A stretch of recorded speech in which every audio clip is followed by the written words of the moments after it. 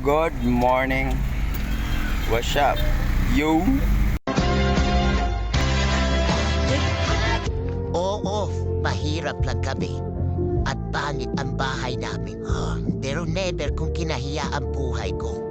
Pero once na dumalaw ka sa bahay namin, pagsisilbihan kita. Ipaglulupo kita ng gulay at tinolang manok.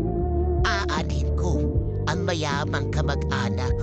Malaking bahay, pero hindi ka makapasok. Pero once na dumalaw ka sa kanila, ikaw pa mismo ang pagsisilbi.